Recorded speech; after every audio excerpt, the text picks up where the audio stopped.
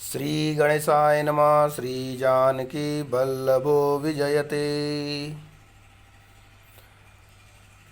बच्चों, आज हम इस वीडियो में कबीर दास की साखियाँ जो सीबीएसई बोर्ड के कक्षा 9 क्षितिज के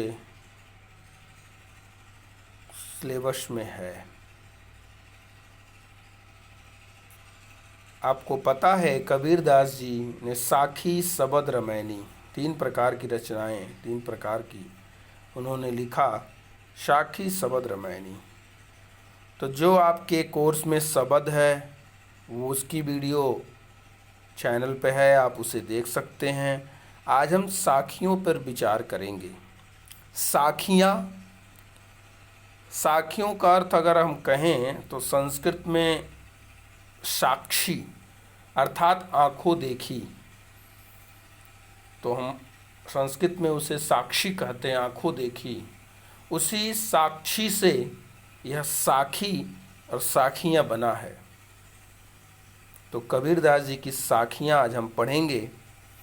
कबीरदास जी के विषय में आप जानते हैं कि उनकी जो भाषा थी, कहा जाता है साधुकड़ी और पंचमेल खिचड़ी, अर्थात कई भाषाओं का मेल उनके दोहों में मिलता है। इस कारण से साधुकड़ी और पंचमेल खिचड़ी उनकी भाषाओं को कहा जाता है।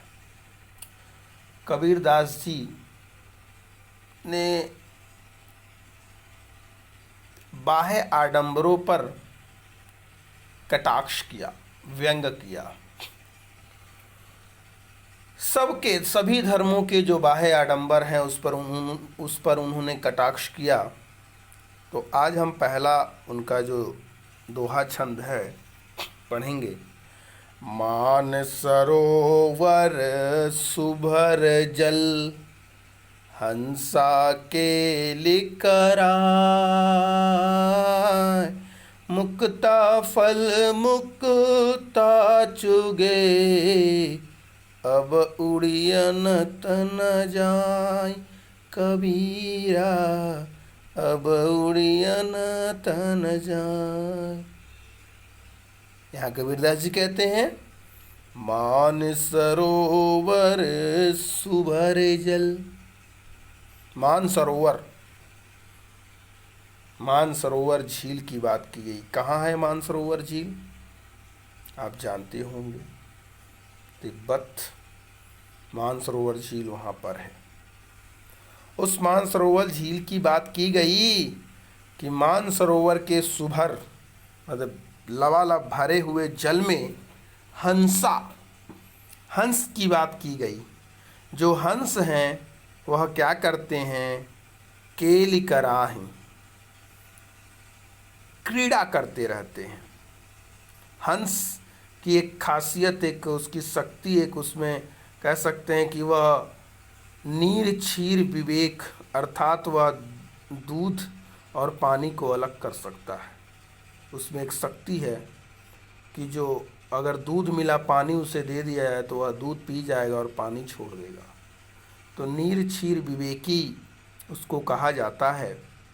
उसी हंस की बात कही गई कि उस मानसरोवर झील में जो हंस हैं वह केली कराएं, क्रीड़ा करते रहते हैं। और मुक्ता फल मुक्ता चुगे, अब उड़ी अनंत न जाए। और वह उसी मानसरोवर झील में खेलते हैं, कूदते हैं, घूमते रहते हैं, टहलते इधर उधर घूमते रहते हैं और मोती चुगते रहते हैं। मुक्ता फल मुक्ता चुगे, अब उड़ी अनंत न जाहि। और वह उड़कर, अनंत का अर्थ होता है अन्य, कहीं दूसरी जगह नहीं जाते हैं, अर्थात वह उड़कर दूसरी जगह नहीं जाते हैं। उसी प्रकार कबीरदास जी ने कहा कि मान सरोवर अर्थात हमारे मन के सरोवर में, समझिएगा, एक भक्त के विषय में कबीरदास जी कहते हैं कि जो भक्त है उसके मन रूपी सरोवर में, अर्थात उसके हृदय में, वह अपने भगवान का भक्ति रूपी क्रीड़ा करता रहता है और वह उसे छोड़कर कहीं नहीं जाता है, अर्थात उसमें ही भक्ति के अपने भगवान के भजन में ही लगा रहता है और उनको छोड़ वह नहीं पाता है। अपने भगवान की भक्ति करता रहता है और उसी में लगा रहता है और उसे छोड़ता नहीं है, उसको छोड़कर अनंत कहीं दूसरी जगह वह नहीं जाता है। तो उदाहरण के माध्यम से कबीरदास जी ने बताया। दूसरा, प्रेम ढूंढत मैं फिरूं, प्रेमी मिले न कोई,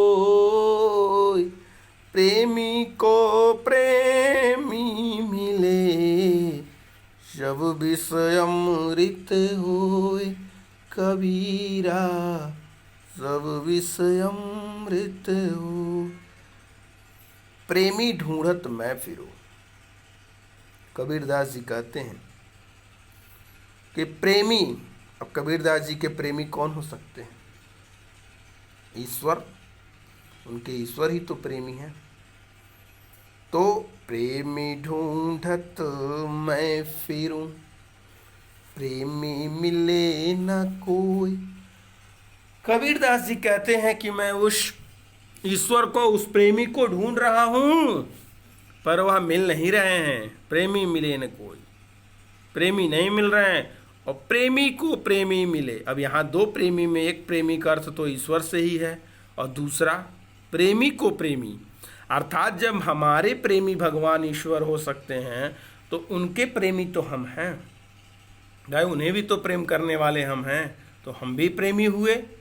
अर्थात जब प्रेमी को प्रेमी मिल जाता है, अर्थात जो भक्त रूपी प्रेमी है उसे जब भगवान रूपी प्रेमी मिल जाता है, दोनों का अर्थ समझिएगा। जब भक्त रूपी प्रेमी को भगवान रूपी प्रेमी मिल जाता है तब क्या हो जाता है? सब विषय अमृत हो।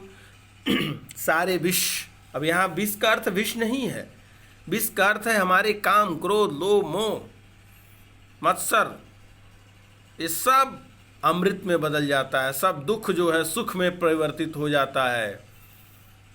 तो जब प्रेमी को प्रेमी मिल जाता है तो कबीरदास जी कहते हैं कि मैं अपने ईश्वर को, प्रेमी को ढूंढ रहा हूँ, प्रेमी नहीं मिल रहा है। लेकिन जब प्रेमी को प्रेमी अर्थात भक्त रूपी प्रेमी को भगवान रूपी प्रेमी मिल जाता है तो सब दुख सुख में बदल जाता है, अर्थात विष जो है वह अमृत हो जाता है। नेक्स्ट देखिए, हस्ती चढ़िए ज्ञान को सहज दुली चाड़ा, स्वान रूप संसार है, भूकन दे झक मार कबीरा, भूकन दे झक मार। अब देखिए यहाँ पर एक मैं आपको एक उदाहरण बताना चाहता हूँ, एक आपके गांव की दृश्य आपके सामने प्रस्तुत करना चाहता हूँ। आपने देखा होगा गांव में जब हाथी आता है तो जो बड़े बुजुर्ग हैं वो बच्चों से कहते हैं अरे गजराज महाराज आ गए, गणेश जी आ गए, प्रणाम करो बच्चों, प्रणाम करो। तो वह ऐसा जानवर है, एक ऐसा पशु है, वह उसके सामने नतमस्तक हो जाते हैं। जो बड़े बुजुर्ग होते हैं प्रणाम करते हैं, बच्चों से कहते हैं अरे गणेश जी प्रणाम करो गणेश जी। तो वह ऐसा पशु है, उसके सामने हम नतमस्तक होते हैं, प्रणाम करते हैं, गजराज समझते हैं। लेकिन जो गांव के कुत्ते हैं, आपने देखा होगा कि वह जो हैं वो भौंकते रहते हैं। तो जितने ही उनको प्रणाम करते हैं उतने ही कुत्ते हाथी को भौंकते रहते हैं। समझिएगा ये एक दूसरे को मैं कैसे भी रिलेट कर रहा हूँ आपका। तो हाथी को प्रणाम जितना लोग करते, जितने हाथ जोड़ते हैं प्रणाम करने के लिए, उससे ज़्यादा कुत्ते भौंकते हैं। क्यों भाई, हम प्रणाम कर रहे हैं तो कुत्ता क्यों भौंक रहा है? जेलस, जलन, हाथी से जलन है। लेकिन एक चीज़ आपने और देखा होगा कि वह जो हाथी कभी पीछे मुड़कर उन कुत्तों को नहीं जाता है उससे लड़ने। हाथी अपनी चाल चलता रहता है। और कुत्तों की भी खासियत ये है, उनके पास भी इतना दम नहीं है कि वह हाथी के सामने आकर ललकारे। दोनों समझिएगा, हाथी भी ऐसा है, वह ना तो पीछे होकर कुत्तों को जाता है मारने कि क्यों भौंक रहे हो, और कुत्तों के पास भी इतना दम नहीं रहता है कि वह हाथी के आगे आकर भौंके। तो हाथी चलता रहता, आपने सुना होगा हाथी चलता रहता है, कुत्ते भौंकते रहते हैं। तो कबीरदास जी ने क्या लिखा उस पे, उसी प्रकार से हमें ज्ञान की प्राप्ति कैसे क्या करनी है। हस्ती चढ़िए ज्ञान की, ज्ञान रूपी हाथी पर चढ़िए, ज्ञान रूपी हाथी पर चढ़िए। और कैसे, सहज दुलीचा डार, दुलीचा का अर्थ दरी, जो कंबल हम हाथी के ऊपर बिछाते हैं उसकी बात की गई कि सहजता रूपी दुलीचा, सहज रूपी जो साधन होना चाहिए। मतलब अब आपको ज्ञान हो गया तो घमंड नहीं होना चाहिए कि हम तो बहुत बड़े इंसान हो गए, हमारे पास ये है, हमारे पास वो है। नहीं, ज्ञान रूपी हाथी पर चढ़िए और सहज रूपी साधन का उपयोग करिए। फिर एकदम वही परिस्थिति आ जाएगी जब आप ज्ञान आपके पास रहेगा और आप सहज रहेंगे, तो आप चलते रहेंगे, आपसे जेलिश होगा, आप कुत्ते जो भौंकते रहेंगे, अर्थात जो आपके सक्सेस से जलते हैं, अर्थात स्वान रूप संसार है। इस संसार को कहा, इस संसार को कबीरदास जी ने कहा स्वान रूप संसार है। स्वान अर्थात कुत्ता, स्वान रूप संसार है, अभूकन दे झक मारी। भूकने दो, स्वान रूप संसार है, इसको भोंकने दो। तुम्हारे अगर सक्सेस से, तुम्हारे सम्मान से जलता है तो जलने दो, लेकिन तुम्हें नहीं लड़ाई करना है। जाकर तुम अपने सक्सेस, जो तुम्हारा कर्तव्य है, सहजता रूपी अपने कर्म को करते हुए तुम आगे बढ़ते रहो। तुम्हें लड़ाई नहीं करना है, जो जल रहा है उससे जलने दो।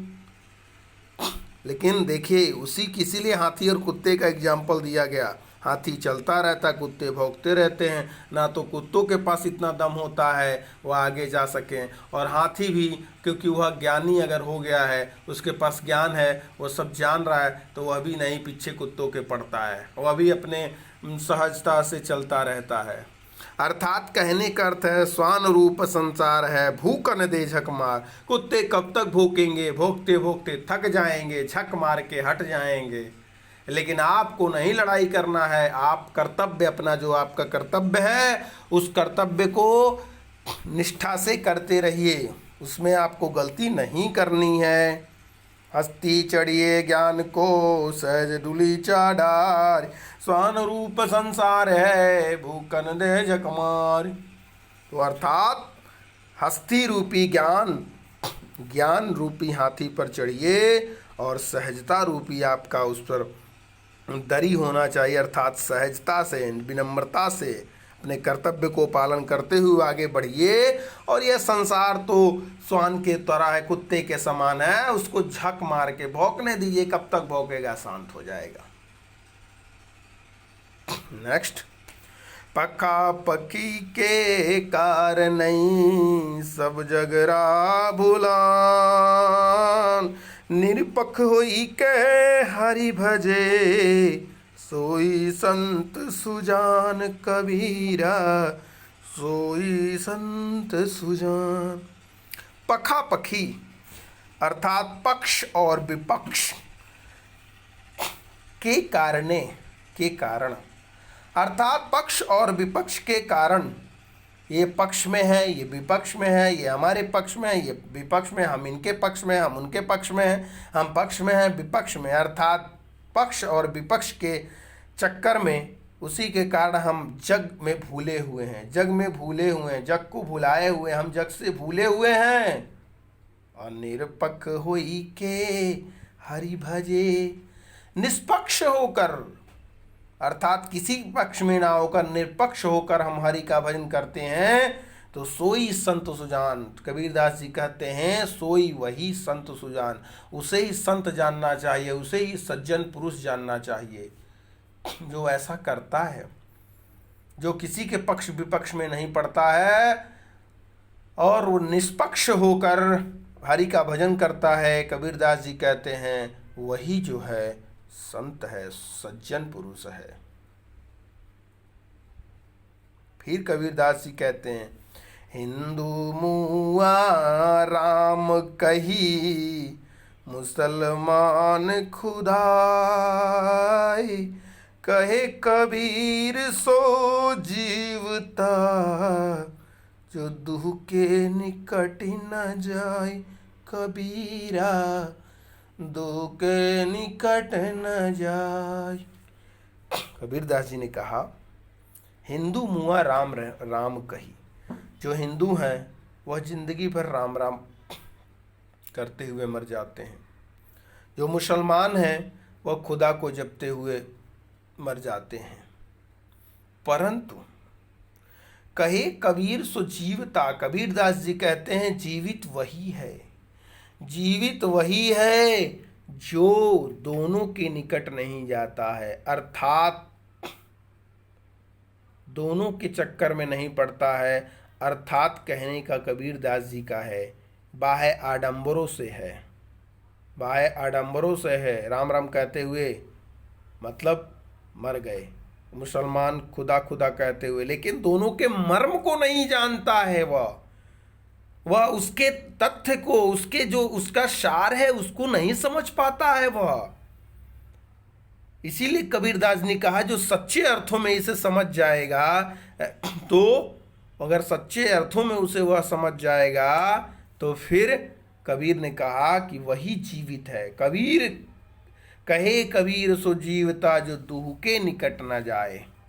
अगर जो दोनों अर्थों में, सच्चे अर्थों में दोनों को जान जाएगा वह दोनों के निकट नहीं जाएगा, अर्थात बाह्य आडंबरों में नहीं फंसेगा वह। ठीक है, आप अपने कर्तव्य का पालन करते रहिए, हम अपने कर्तव्य का पालन करते रहें तो विवाद का समय ही कहाँ है, विवाद होगा ही क्यों।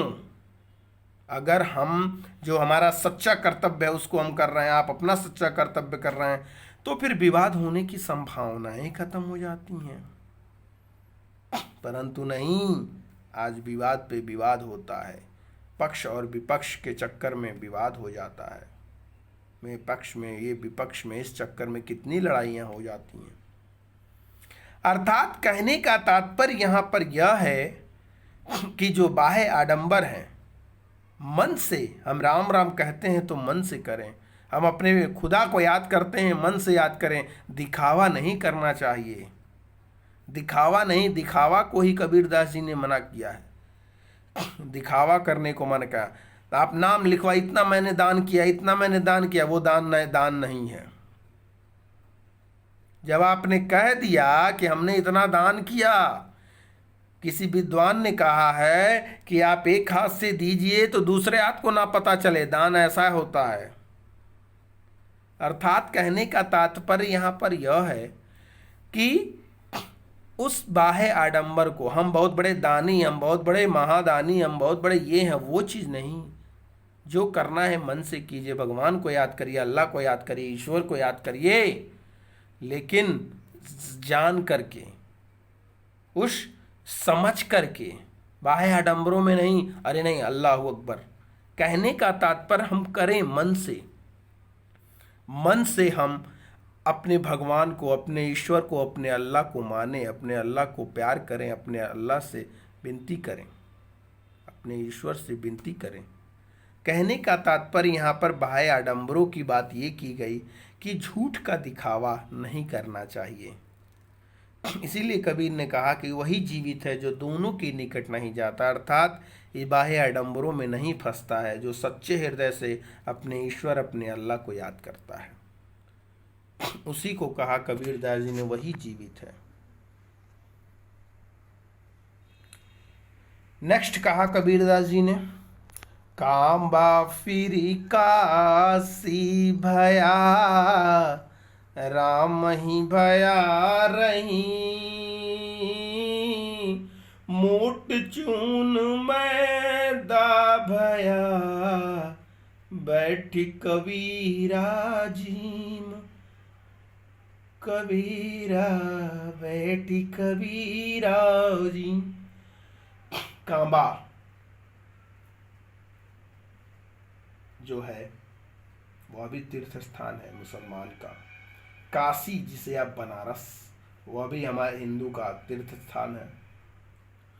तो कबीरदास जी ने कहा दोनों में कोई अंतर नहीं है। कांबा फिर काशी भया, जो कांबा है वही काशी है, जो कांबा है वही काशी है। किसी विद्वान ने कि किसी ने कहा है जिसे आप अली कहते हैं उसे हम बजरंग बली कहते हैं, जिसे आप दुर्गा जी कहते हैं उसे बीबी फातिमा कहते हैं। इस तरह के किसी कवि ने कहा है। कहने का तात्पर्य कबीरदास जी भी कहते हैं ईश्वर एक है। कांबा फिर काशी, कांबा और काशी में अंतर नहीं है। बस अंतर क्या है, हमने कांबा, हम कांबा गए, हम काशी गए। और एक बात और कही, राम ही भया रहीम। राम रहीम में कोई अंतर नहीं है, जो राम है वही रहीम है। कांबा फिर काशी भया और राम ही भया रहीम। जो कांबा है वही काशी है, जो राम है वही रहीम है, दोनों में कोई अंतर नहीं है।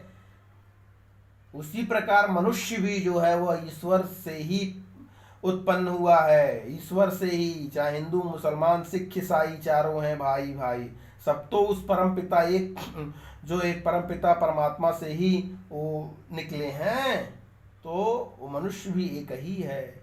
जैसे कबीरदास जी ने एग्जाम्पल बताया, एक उदाहरण दिया, मोट चून मैदा भया, बैठी कबीरा जी। मोट चून मैदा भया, देखिए जैसे गेहूं को हम पिसवाते हैं तो वह आटा बनता है, और आटे के और बारीक को मैदा कहते हैं। लेकिन चाहे आटा हो, मोटा चून मैदा भया, मोटा था, आटा था, बारीक हो गया, मैदा हो गया। अर्थात जो दोनों है वह भी काम किस आता है।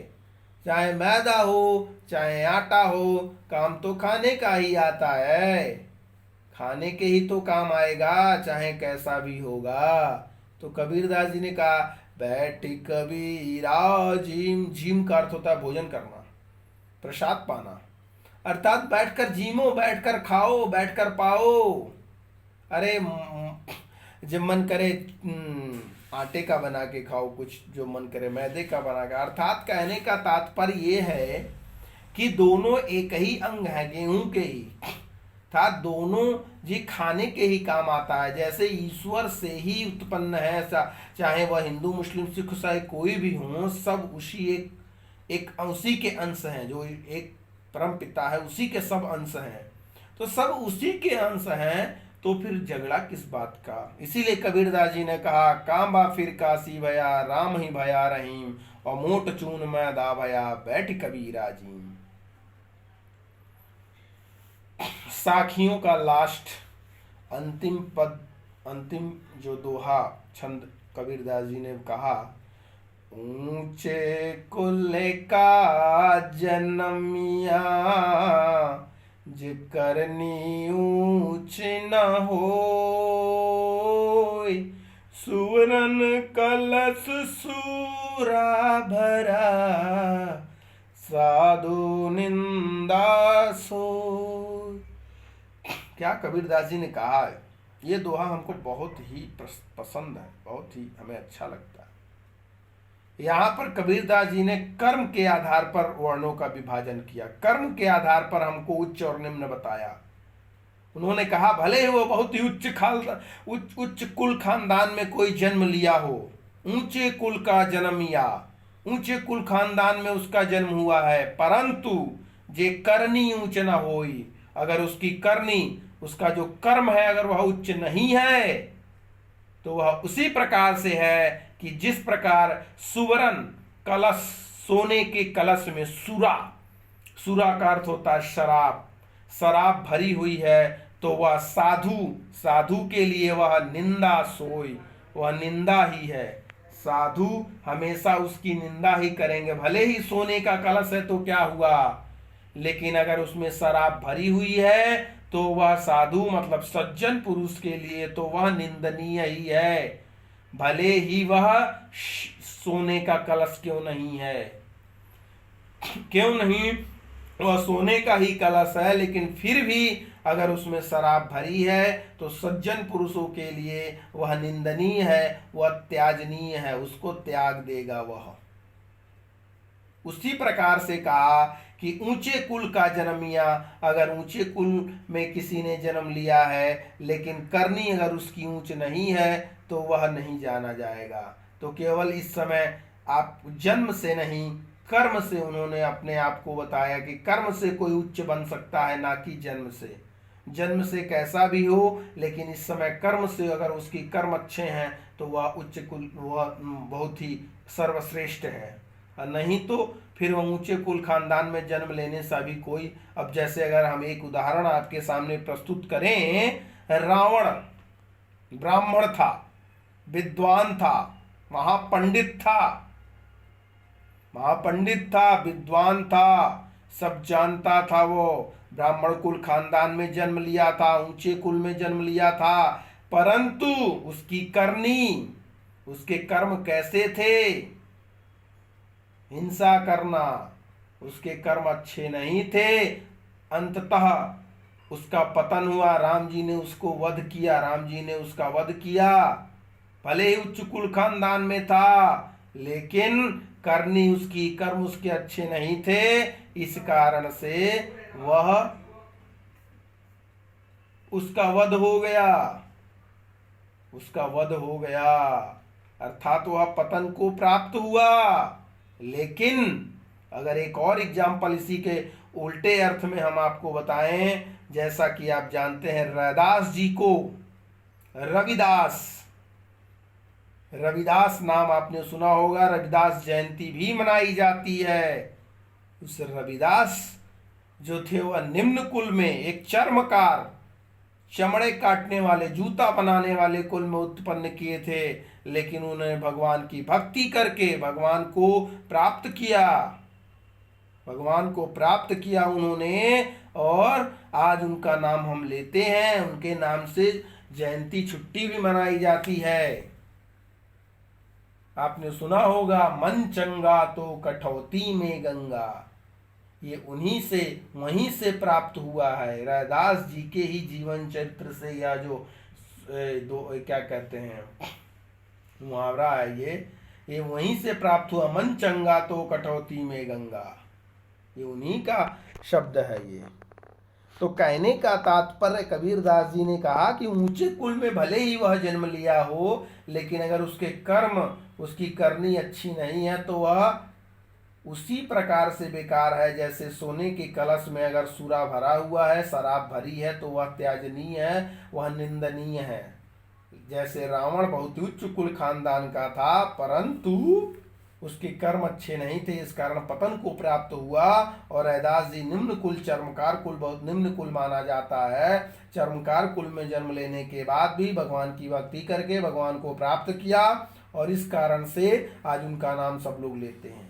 अर्थात वह निम्न कुल में होने कर भी उनके कर्म अच्छे थे, इस कारण से उनका नाम लिया जाता है।